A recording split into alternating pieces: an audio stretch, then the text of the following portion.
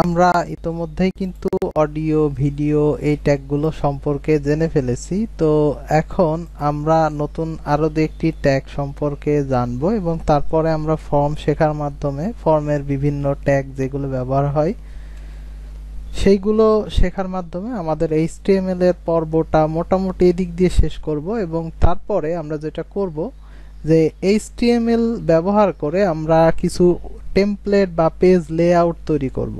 তো যাই হোক, প্রথমত আমরা যেটা করতে হবে সেটা এখন শুরু করি। যে আমাদের ওয়েবসাইটে এখন এটা ব্ল্যাঙ্ক, অর্থাৎ আমাদের ওয়েব পেজটা ব্ল্যাঙ্ক হয়ে আছে। তো এখন আমরা একটা ট্যাগ শিখব যেটার মাধ্যমে আমরা বাটন ক্রিয়েট করতে পারি।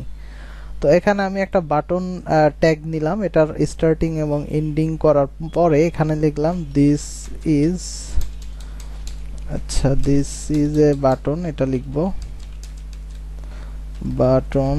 ওকে, সেভ করলাম। এখন দেখেন এটা একটা ক্লিকেবল বাটন হয়ে গেছে। এই বাটনটা আমরা অন্যভাবেও ডিজাইন করতে পারি। যাই হোক, আমরা পরবর্তীতে প্রজেক্টে দেখব এটার ব্যবহার আরো বিস্তারিত। তো এখন এমনিতে শুধুমাত্র একটু দেখে রাখি যে আসলে এই ট্যাগগুলো কিভাবে কাজ করে। তারপরে আমরা যদি আরেকটা পি ট্যাগের ব্যবহার দেখেছিলাম সেটা একটু দেখে আসি। যে দিস ইজ এ প্যারাগ্রাফ, এরকম হয়তো একটা কিছু লিখলাম। তো এটা তো এমনি নরমালি এখানে শো করবে, কিন্তু আমরা যদি এখানে এটার এরকম করি, তারপরে হয়তো নিচে এরকম একটু স্পেস দিলাম, তো এইগুলো কিন্তু এমনিতে নরমালি আমরা ব্রাউজারে যদি আসি তাহলে কিন্তু দেখার কোনো অপশন নেই। তো আমরা এটা যদি এরকম এলোমেলো যেরকম রাখলাম এভাবে দেখতে চাই, তাহলে একটা ট্যাগ রয়েছে যেটার নাম হচ্ছে প্রি। তো প্রি ট্যাগের মধ্যে যখন আমি লিখব তখন আমার এখানে যেভাবে স্পেস বা ইন্টারপ্রেস করেছে ঠিক সেভাবে কিন্তু এখানে এই টেক্সটগুলো শো করবে। এছাড়াও আমরা দেখা যাচ্ছে যে অনেক সময় একটা টেক্সট লিখে কেটে দেওয়ার মতো একটা অংশ দেখা যায়, যেটাকে আমরা বলে থাকি যে ডিল বা ডিলিট। তো এখানে আমি যেমন দিলাম হচ্ছে this is a delete text, তারপর এটাকে সেভ করলাম। তারপরে দেখতে পাচ্ছি যে এই লাইনটা মনে হচ্ছে কেটে দেয়া। তো এখন আমি যদি চাই যে এখানে ইজ ডিলেট অথবা শুধু ডিলেট কথাটা এটা একটু হাইলাইট হয়ে থাকবে, তো আমি এখানে এটার জন্য মার্ক নামে একটা ট্যাগ রয়েছে সেটা ব্যবহার করছি। তো মার্ক শুরু এবং শেষ হবে, তো এখান থেকে আমি ডিলিট অংশটাকে এখানে মার্ক করে দিচ্ছি। তো এখানে দেখেন এটার হলুদ একটা ব্যাকগ্রাউন্ড চলে এসেছে। তো এইভাবে আমরা এই ট্যাগগুলোর ব্যবহার করতে পারি। তো এরকম কিছু কাজ আমাদের অনেক সময় দরকার পড়ে, তাই এগুলো আপনাদের একটু দেখিয়ে রাখলাম যে আপনারা চাইলে যেন এই ট্যাগগুলো ব্যবহার করতে পারেন।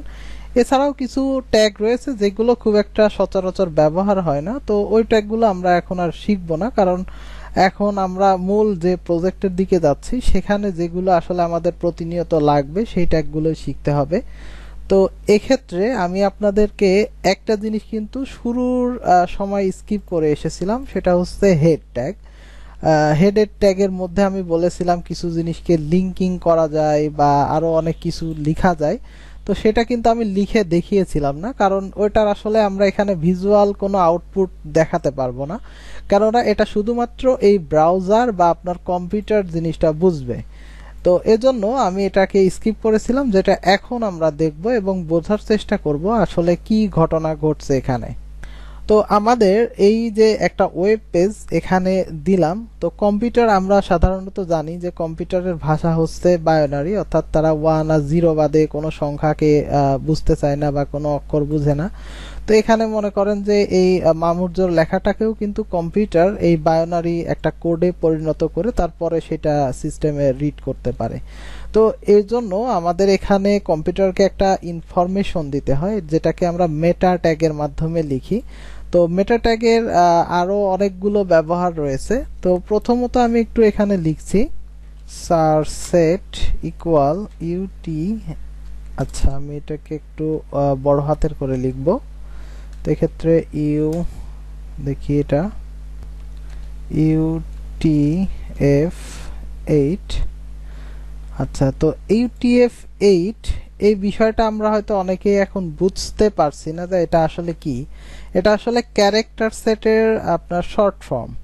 এখানে আপনার এই যে UTF-8 এই যে একটা ক্যারেক্টার সেটের আসলে ফরম্যাট, এটা সম্পর্কে আমরা যদি বিস্তারিত জানতে চাই তাহলে এটাকে কপি করব এবং আমাদের যে গুগল নামে একটা বস্তু আছে সেখানে যে আমরা একটু সার্চ দিয়ে আসি। তো এখানে দেখেন বলছে যে UTF-8 ক্যারেক্টার সেট, এটা আসলে কি করে, আইডেন্টিক্যাল টু একটা বলছে যে ভ্যালু এখানে কি করবে 0 থেকে 1 to 7 এরকম অনেক কিছু আসলে ইনফরমেশন এখানে আছে। তো এখানে আমরা যদি সার্চ দেই ভাবে যে why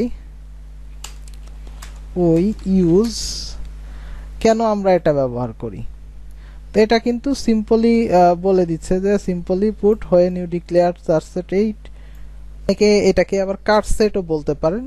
you are telling your browser to use the UTF character encoding, অর্থাৎ এটা একটা ক্যারেক্টার ইনকোডিং এর একটা ফরম্যাট।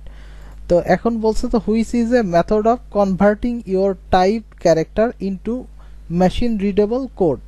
তো এটার কাজ কি, যে আমাদের যে টেক্সটগুলো এখানে টাইপ করছি সেইগুলোকে মেশিনে রিডেবল একটা কোডে রূপান্তর করার জন্য মূলত UTF-8 এটা আমরা আসলে ব্যবহার করছি। তো এরকম মেটার আরো কিছু এরকম ট্যাগের ব্যবহার করা হয়ে থাকে। তো আমরা যদি একটু এইটার মেটা ট্যাগের লিস্টটা দেখার জন্য সার্চ করি, তো এখানে আমরা মেটা ট্যাগ ইন HTML এটা লিখে একটু সার্চ দিলাম। তো এখানে আমরা একটা মেটা ট্যাগের লিস্ট দেখার চেষ্টা করব যে আসলে মেটা ট্যাগে আসলে কি কি করে থাকে এবং কি কি ধরনের কাজ আমরা এখন এটা দ্বারা করতে পারি। তো এখানে দেখতে পাচ্ছেন যে মেটা কারসেট এটা লিখছে, তারপরে মেটা, তারপরে একটা অ্যাট্রিবিউট লিখছে নেম ইকুয়াল ডেসক্রিপশন, আর কন্টেন্ট দিয়েছে কি ফ্রি ওয়েব টিউটোরিয়ালস, এটা W3 স্কুলের। তো এইটা দিয়ে মূলত বোঝানো হচ্ছে যে এই ওয়েবসাইটটা কিসের জন্য, এটার ডেসক্রিপশনে বলা হচ্ছে যে এটা একটা ফ্রি ওয়েব টিউটোরিয়ালের ওয়েবসাইট, অর্থাৎ কোনো ওয়েবসাইটের আসলে কি ধরনের কন্টেন্ট আছে বা সেই ওয়েবসাইটটা কি কারণে আমরা তৈরি করেছি তার পারপাসটা এই ডেসক্রিপশনের মধ্যে আমরা লিখে রাখতে পারি। এবং আমরা যে সার্চ ইঞ্জিন অপটিমাইজেশনের কথা অনেকবার শুনে এসেছি, সেইটার একেবারে একটা স্পেসিফিক কাজ যেটা যে কিওয়ার্ড। তো এই নেম ইকুয়াল কিওয়ার্ড যখন আমরা ব্যবহার করব তখন এখানে কন্টেন্ট হবে HTML CSS এরকম সবসময় হবে এমন না। যদি আমাদের ই-কমার্স ওয়েবসাইট হয়, আমরা যদি সেখানে গ্যাজেট কোনো ইলেকট্রনিক্স পণ্য বিক্রি করি তাহলে লিখতে পারি হয়তো ইয়ারফোন, হতে পারে চার্জার, হতে পারে আমাদের পাওয়ার ব্যাংক, এরকম এক্সেট্রা এক্সেট্রা কিওয়ার্ড কিন্তু আমরা এখানে ব্যবহার করতে পারি। এবং এই সাইটের অথরকে, অথরাইজেশন কার, তার নাম কিন্তু আমরা এখানে দিয়ে দিতে পারি। এছাড়া একটা গুরুত্বপূর্ণ মেটা ট্যাগ এখানে দেখতে পাচ্ছি আমরা, এটা হচ্ছে নেম ইকুয়াল ভিউপোর্ট এবং কন্টেন্ট বলা হচ্ছে উইড ইকুয়াল ডিভাইস উইড। তো এই জিনিসটা আসলে কি কাজ করে এটা যদি একটু আমরা বোঝার চেষ্টা করি, যে এখানে আমরা যদি এটা রাখি তাহলে আমরা যে ওয়েব পেজটা এখানে ডিজাইন করছি এটার রেসপন্সিভ করার ক্ষেত্রে আমরা CSS এ একটা বিষয় ব্যবহার করে থাকি যেটাকে বলা হয় ব্রেক পয়েন্ট। তো এই CSS এর ব্রেক পয়েন্টগুলো সঠিকভাবে যেন কাজ করতে পারে বা মিডিয়া কুইরি বলা হয়, এটা আমরা পরবর্তীতে ব্যবহার করব যখন, তখন বুঝতে পারবো। যেমন আমরা এই ওয়েবসাইটটাতে Ctrl+Shift+M প্রেস করি, তখন দেখেন যে এটা মোবাইল ভিউতে কেমন আসছে, তারপরে এটা হচ্ছে ট্যাবলেট ভিউ হলো, তারপরে আরো বড় হইলে কি কেমন আসবে, এরকম রেসপন্সিভ ইস্যুটা যেন ঠিকঠাকভাবে কাজ করে সেই পারপাজের জন্যই কিন্তু আমরা এটা ব্যবহার করে থাকি। এক্ষেত্রে নেম ইকুয়াল ভিউপোর্ট এবং কন্টেন্ট ইকুয়াল উইড এইভাবে লিখতে হবে এবং এটার ইনিশিয়াল স্কেল সাধারণভাবে ব্যবহার করা হয় হচ্ছে 1 দিয়ে। তো এইগুলো হচ্ছে এখানে কমন কিছু মেটা ট্যাগের ব্যবহার। এছাড়াও আরো অনেক পারপাজে কিন্তু এই মেটা ট্যাগের ব্যবহার রয়েছে। যেমন এখানে একটা নতুন জিনিস লক্ষ্য করেন, এইগুলো তো আমরা উপরে দেখে আসছি, এখানে বলা হচ্ছে রিফ্রেশ কন্টেন্ট 30। এটা মূলত কি করবে, 30 সেকেন্ড পর পর আমাদের যে পেজে এই মেটা ট্যাগটা ব্যবহার করা থাকবে সেটাকে রিলোড করে দিবে। তো এই রিলোডের কাজটা আমরা যেমন এখানে যে দিয়ে করছিলাম, এখানে একটা এক্সটেনশন ব্যবহার করে করছিলাম। আমরা এই ক্ষেত্রে এরকম ভাবে এই রিফ্রেশের কন্টেন্ট এইভাবে ব্যবহার করেও কিন্তু কাজটা করতে পারি। আচ্ছা, এখানে মোটামুটি এগুলোই দেয়া আছে লিস্ট হিসেবে। তো আমরা যদি এটার আরো এক্সটেন্ড লিস্ট দেখতে চাই তাহলে গুগলে আমরা আরো অন্য কোনো রিসোর্স থেকে দেখব। তো সেক্ষেত্রে আমরা একটু সার্চ করি অল মেটা ট্যাগ। আচ্ছা, complete list of HTML meta tag, এটা হচ্ছে গিটহাবের একটা লিংক এখানে দেখতে পাচ্ছি। তো এই লিংকটাতে আমরা একটু যাই, এটা লগ ইন করতে বলছে। তো এখানে দেখতে পাচ্ছেন যে কতগুলো আসলে মেটা ট্যাগের লিস্ট এখানে দেয়া রয়েছে। তো প্রত্যেকটা মেটা ট্যাগেরই কিন্তু একটা নির্দিষ্ট পারপাস রয়েছে, সেই পারপাসগুলো নামে নেম যে অংশ এখানে কিন্তু লেখা রয়েছে। যেমন কপিরাইট, আপনার সাইটের যদি কপিরাইট থাকে তাহলে সেই কপিরাইট কার নামে হবে সেটা লিখে রাখতে পারবেন, ল্যাঙ্গুয়েজ অথবা এই যে রোবট অথবা রিভাইজড, এটা মানে ওভারঅল আপনি এখান থেকে লিস্টটা এরকম সার্চ করে দেখতে পারবেন। জাস্ট সার্চ করবেন all meta tag in HTML, এরকম অনেকগুলো সোর্স হয়তো এখানে পেয়ে যাবেন।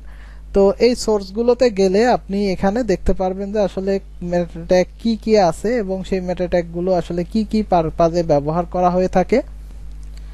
এখানে আমরা সবগুলো আসলে সবসময় ব্যবহার করি না, আমরা এই যে একটু আগে যেগুলো দেখলাম 4-5টা, এগুলোই সাধারণত একটা ওয়েবসাইটে আসলে ব্যবহার করা হয়ে থাকে। তো আপনাদের জানার আগ্রহ যদি থাকে তাহলে সেক্ষেত্রে আপনারা এটা গুগলিং করে কিন্তু খুব সহজেই এখান থেকে দেখে নিতে পারবেন। এখানে এই যে ওপেন গ্রাফের একটা মেটা ট্যাগ দেখতে পাচ্ছেন, এগুলো হচ্ছে আমরা যখন এই যে লিঙ্ক শেয়ার করি হয়তো ফেসবুকে বা অন্য কোথাও, তখন কি কি দেখাবে এই রিলেটেড কিছু টেক্সট বা কিছু ইমেজ বা ফোন নাম্বার এখানে ওপেন গ্রাফের মাধ্যমে লেখা যায় আর কি। আর এখানে আমরা বলতেছে যে ইনফরমেশন দেখতে পাচ্ছি যে ক্রিয়েট কাস্টম মেটা ট্যাগ, এখানে আমরা কাস্টম মেটা ট্যাগও ক্রিয়েট করে দিতে পারি। এখানে নেমে আমরা কাস্টম একটা নেম দিলাম এবং তার কন্টেন্ট আমরা এইভাবে বসিয়ে দিলাম। তো এই জন্য এই মেটা ট্যাগের আসলে নির্দিষ্ট সংখ্যা আসলে উল্লেখ করা এখন সম্ভব না, কারণ এক একটা রিসোর্সে আপনারা দেখতে পারবেন যে এর সংখ্যা কম বা বেশি হতে পারে। তো আজকে আমরা এখানেই শেষ করি, আমরা পরবর্তীতে দেখব আইফ্রেম সম্পর্কিত আরো বিস্তারিত ব্যবহার। সে পর্যন্ত সবাই ভালো থাকবেন, ধন্যবাদ।